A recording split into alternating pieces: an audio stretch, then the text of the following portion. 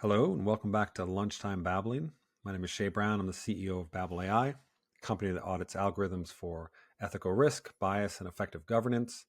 I'm joined once again by Bryan, my partner in crime here for all conversations, AI and the future. So, welcome back, Bryan. What do you think? What do you think we should chat about now? Yeah, it's good to be back. I sit around and think about all sorts of things, but today I just got done reading a survey by PwC, a trust survey, and I thought it was really interesting. And I'd love to pick your brain on that. I know we've had a lot of conversations internally about just how consumer trust and employee trust and just trust generally is already amplified, and the need to develop trust within those relationships between business and those stakeholders, and just also maybe how important it is into the future. But this survey did a really good job of quantifying a lot of different trust metrics, and had some interesting just kind of findings. So it's from earlier this year, but love to pick your brain on that. Yeah, no, that would be awesome, and we can put a if it's public, we can put a link down in the description of the video. So I'm not surprised that trust is such a central thing, but like what do they find? Like who do they talk to and what are like the key findings? Yeah, so I'll just kind of set the stage on the so it was a public survey, so we can get the link up there, and you can look back. They've run it about 4 years now, but essentially as a survey that they conducted. Just reading it right off the screen here: 548 business executives, 25 115 consumers, and 2,039 employees from U.S. based organizations, different industries, from earlier this year in January when the survey was conducted. And all they're really trying to understand is, what is the, impact of trust within organizations. And it's, the number one headline here is trust. It accelerates the bottom line. And that's if you can gain trust, right? So they go to a lot of different metrics about where there's different levels of trust concerns and risk, and how those impact an organization, or impact relationships between stakeholders and industry. So it was really, really good. And I will start off with just one little metric here, and it kind of goes to support the overall conversation we have, which is trust is important for business. But um, the survey finds and states that 93% of all business executives surveyed, it say that trust actually impacts their bottom line. And what I thought was really good was a little note that they put in here is that, um, you know, it's important to gain trust, but to have a proactive approach in building it, because it's actually a competitive advantage for them to curate and develop trust in their organization. So um, I say we talk about trust a lot here at Babel because that's what we offer, I think, with our audit, our assurance, and those types of services. So that's why it's such a hot topic here. But um, you know, I'd love to get your 2 cents on just kind of, trust is important today, but maybe, how does trust into the future become more important as AI becomes, built into all these businesses, and maybe how does that impact the bottom line even more so for organizations into the future? Yeah, no, that I think that's yeah, we do talk about trust a lot, and I think it is a big part of our value proposition. But if we think a little bit into the future, so there's going to be more AI used within internal to an organization. So I think there, like, it sounds like this is talking mostly about sort of internal trust, like within employees, or is it also the external brand? Are they covering kind of both? Yeah, that's a good question. So I can show that up. So they talk to consumers, they talk to employees, and actually talk to investors as well. So they don't focus as much on the investor side, but low trust within in consumers and employees affects investors' ability or willingness to provide capital, or for organizations to get capital. It's kind of the main point there. Um, there's yeah. Yeah. So it's all of it then. It's sort of it's internal and external. Yes. If we think internally, then with focusing on AI, because that's what we focus on. If more and more processes, supposedly you want to automate them internally to make employees more efficient and to make um, to make your processes more efficient and just to build better products, I think, or services. Then I think adoption is a huge part of that. So being able to trust that the AI system your employees are using is going to provide the benefit that it's claimed.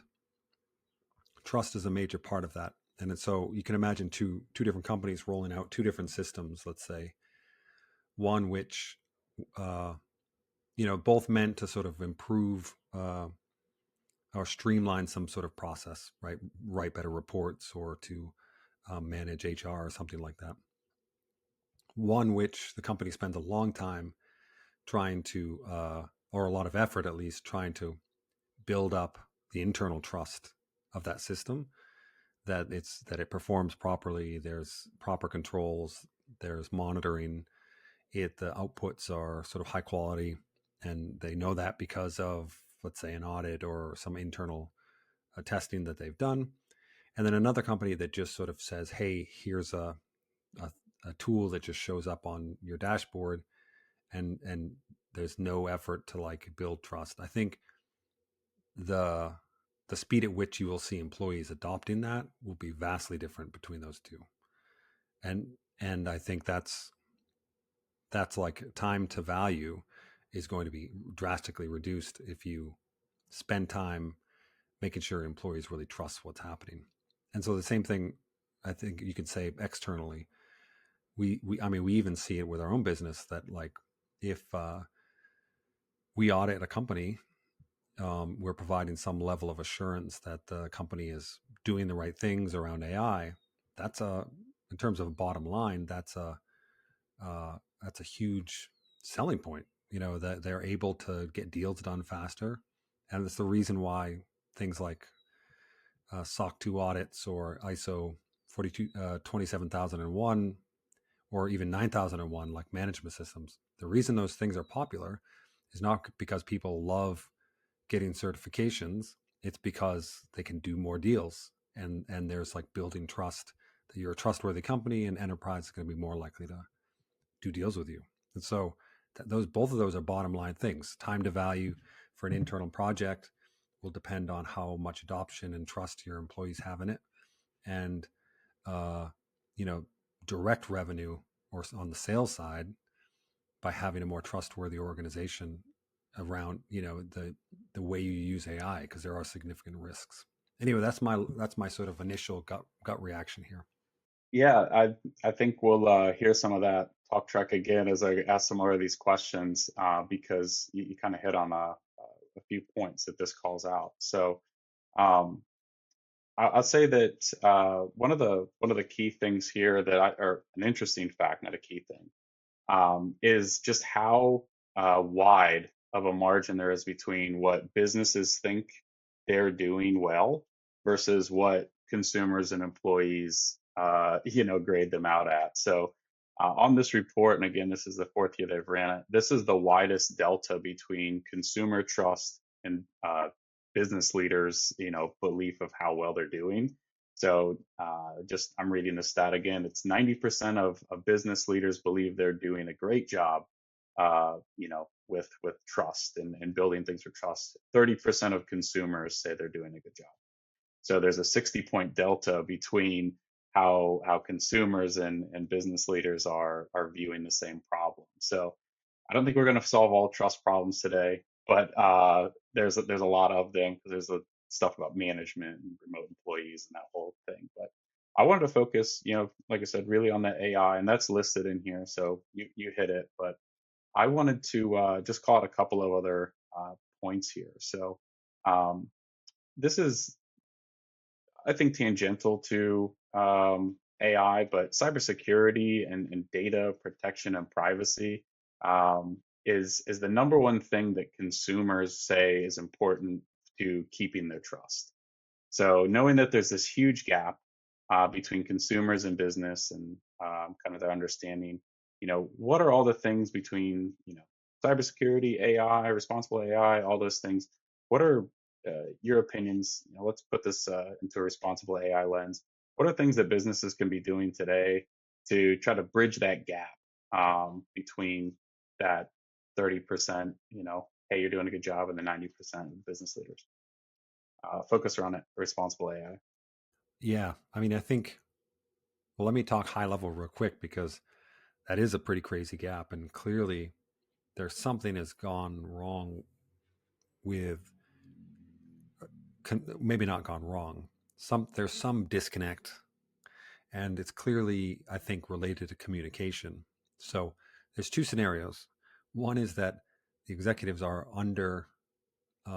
underestimating what they're doing, or they're let's say overestimating, or rather, the level at which they are being trustworthy internally, and that they're actually not, doing what they need to do to build consumer trust.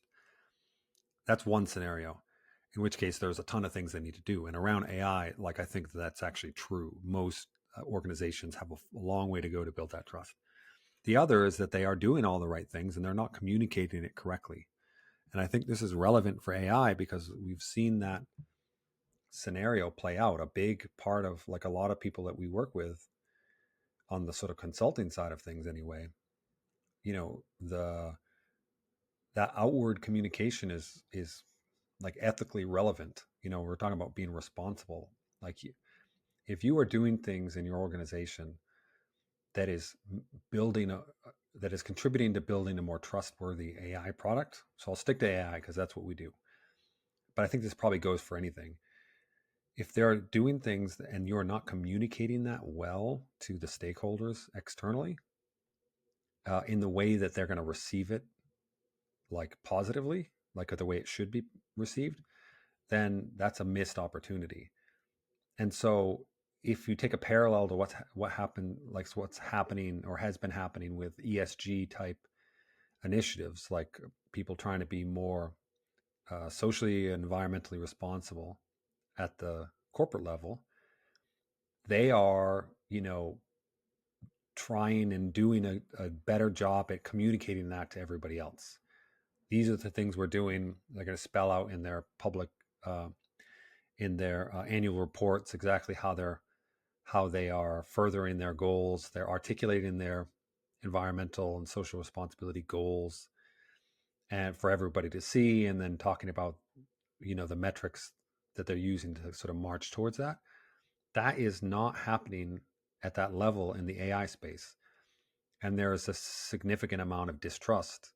The cybersecurity and the data stuff all centers around people feeling uncertain about the fact that they so much of their life is online, and so much of their life, that online life, depends on the sort of integrity of their information and the profile that exists about them online. That is really intimately, and you can't untangle that from AI at the moment. And so this is pretty important to people, and they're seeing their data getting used improperly. They're seeing potential bias, if as the way in which these algorithms are processing their data. And so that's seeing that that's a worry. Corporations, if they want to do the right thing, is to communicate what they are doing to protect that. And if they're not doing anything, then they need to start doing something. But if they are doing something, it's important to clearly articulate that. And what we do in terms of audit is one aspect of that. Like, an independent, kind of impartial third party is coming in and evaluating what we're doing, and sort of verifying that we are doing what we say we're doing. That's what assurance is about. It's about adding credibility to information that you give to external stakeholders. If you're not giving any information to external stakeholders, that's problem number one. And then the assurance and audit sort of builds on that. And so anyway, that's my thoughts. Like, I think it's a, 0th level problem is that there's a communication issue, and communication plus, probably not doing everything they need to be doing internally. Yeah, I think communication's definitely called out a few different times in this as lacking, but uh, yeah, I think you nailed it. And I love the correlation between the ESG and who's succeeding there, and kind of using that as a blueprint for organizations that are kind of figuring out what is responsible AI for their organization. But the takeaway on that would be, get out in front and use it as a way to communicate what you're doing in an effective way.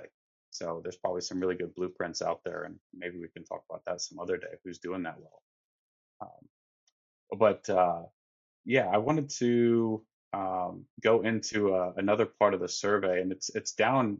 This is specific to the responsible AI section of the survey. I thought this was really interesting. I'd love your thoughts on this. So they interviewed again all these executives, and they asked, uh, which what part of your company, how far along are you in developing a responsible AI strategy? Excuse me. And they say it's overstated that 39% of these responses are that they have a company-wide strategy in place for responsible AI.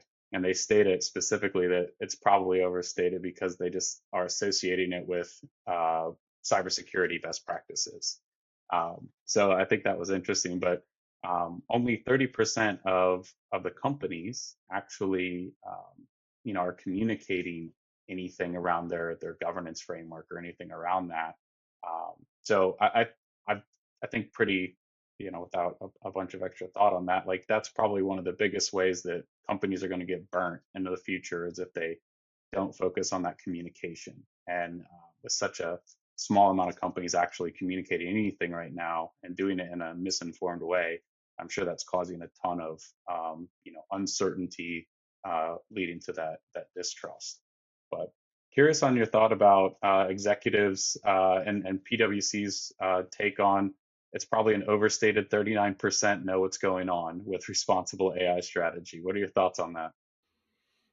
Yeah, I mean, I would anecdotally totally agree. And, and we actually, I mean, we did a last year, maybe a year and a half now, had a current state of AI governance report that we did. We actually got funding um, by the Tech Ethics Lab to do research where we specifically targeted um, companies, reached out and targeted AI governance in particular. Like, what are they doing? Where are they at?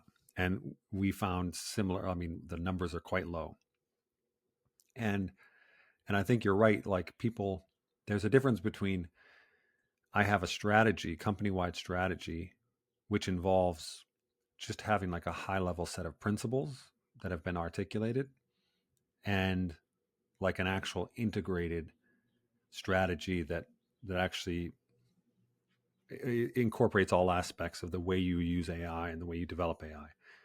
That's those are two very different things. And I think a big portion of the people who responded that they do have a company, it's either cybersecurity, like conflating it with other things like privacy or cybersecurity, or that they just simply have seen these high level documents, or they know that there are these principles rather, and but there's nothing really underneath it. And I think that's the that's where we end up doing most of our work on the consulting side is that what happens next. You say that transparency is really important to you. You put it on your website. What's the next phase? How does that actually, what does that commit you to on the ground in terms of how you handle, how you communicate to stakeholders? What kind of documentation do you need to keep? What kind of policies and procedures? That's that's the next level thing that needs to happen. And that, I don't think there's, there obviously a lot of companies are now thinking about it because they got to get it, the EU AI Act is passed. But yeah, I think that's way overstated as well. And but that number will be a much higher next year. And so the question is like, instead of seeing that as like a big gap, that's an opportunity. If so few people are really doing it, what does that mean for your brand trust if you start doing it in earnest now and communicate it correctly? So that's an opportunity for people to actually get a competitive advantage. Exactly. And I think that's all the way back to the very first statement was, it impacts the bottom line in a very positive way. And with such a huge gap in terms of who's doing it well, with that perception is I think there's a ton of opportunity for people to, well, AI is obviously going to change business in a lot of ways. So there's a lot of disruption that'll happen, but take that coupled with great communication about what you're doing and do it in a way that's, transparent, ethical, these types of things. I think we'll see a lot of people drift towards those brands.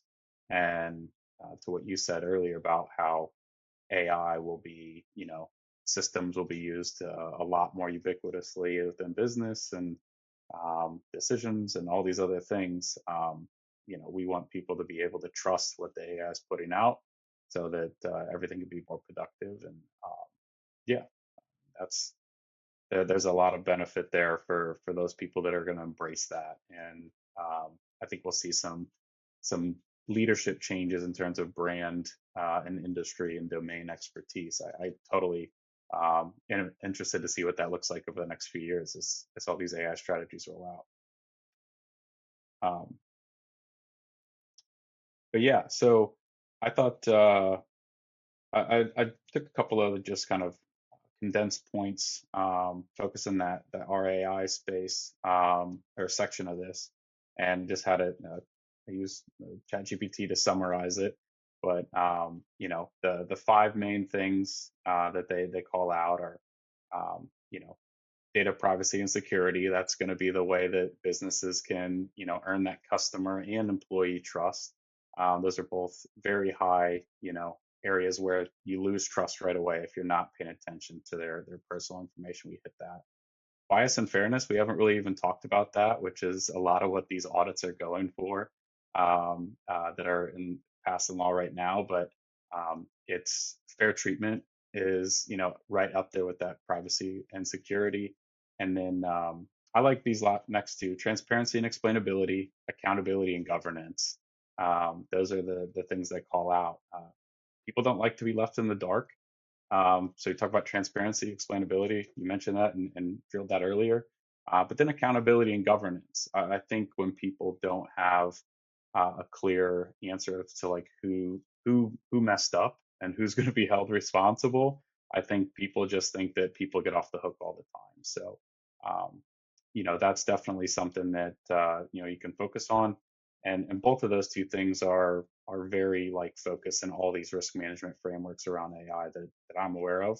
And then the last one, I'll say just compliance with the regulations. I think there's a lot of people that don't want to pay to be compliant, or they think regulation is a negative. But the reality is, and this document kind of proves it, is the more you can invest into it and the more you can explain all the things you're doing to be compliant or within best practice, you'll gain more and more trust with both your consumers, your employees, and ultimately investors as well. The the kind of coup de grace stat of all of this is uh, customers that were non-trustworthy.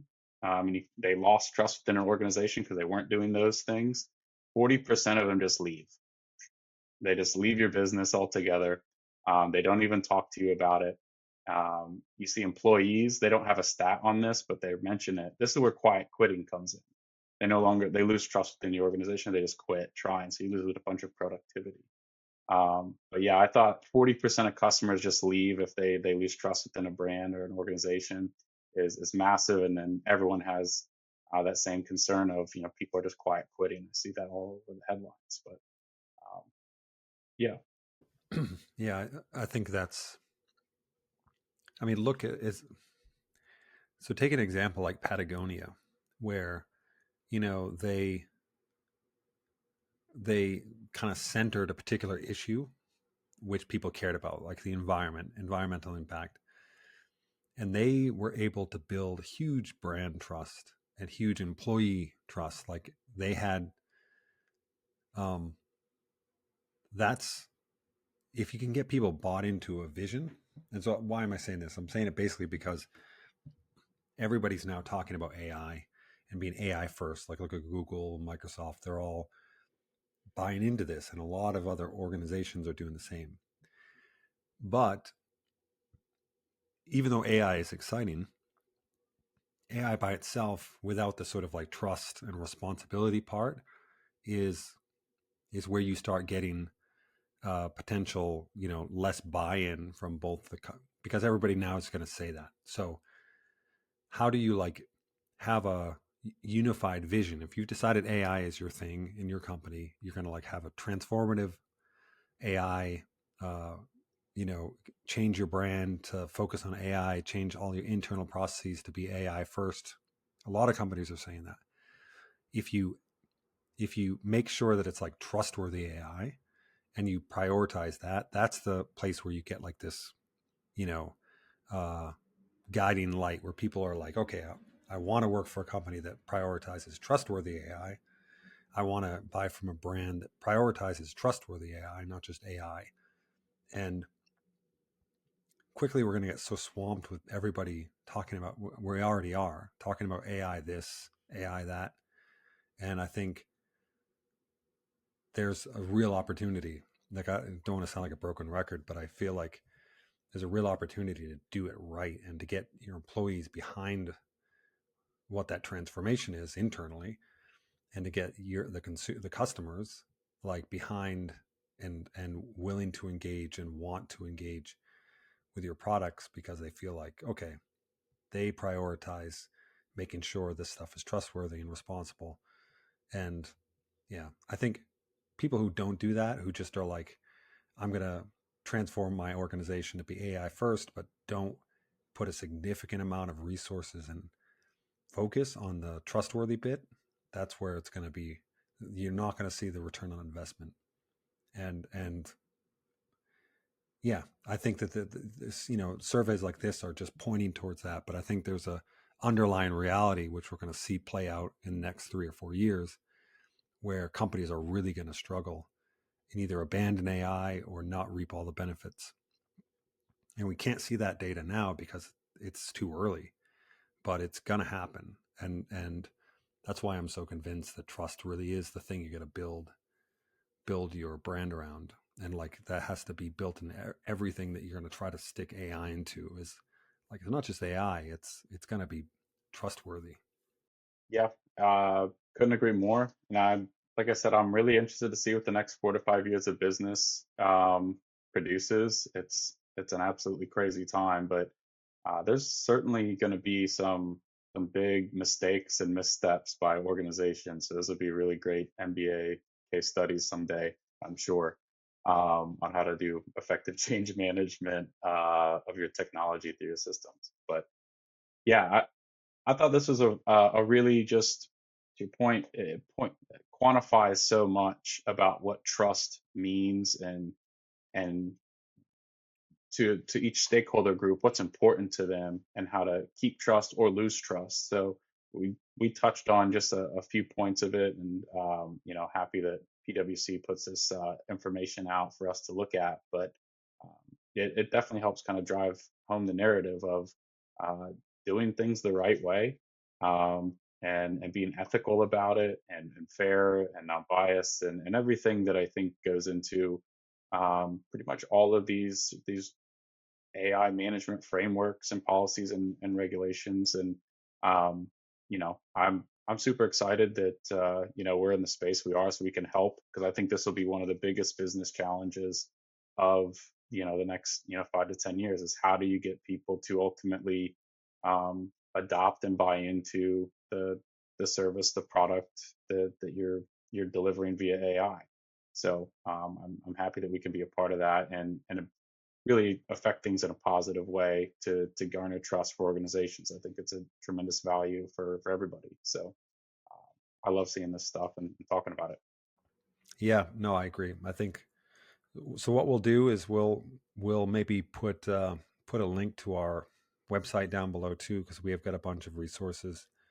Um, and yeah, I think there's a few clear steps. Like we've talked on this podcast before about like first steps for if you're starting this journey, and I think we yeah, we should have a dedicated episode, I think, for like if you're starting ground floor, what are those steps? And there's kind of a certain priority of things, and I think those principles are the first thing. And and building that trust is going to take like actually committing to those Um, well, it was great talking to you as always. If you are watching this on YouTube, please like and subscribe. That always helps us out, makes us feel good. And hopefully, if you found value, then please come again. If you're listening to this on a podcast, then thank you for listening, and we'll see you again on the next Lunchtime Babbling.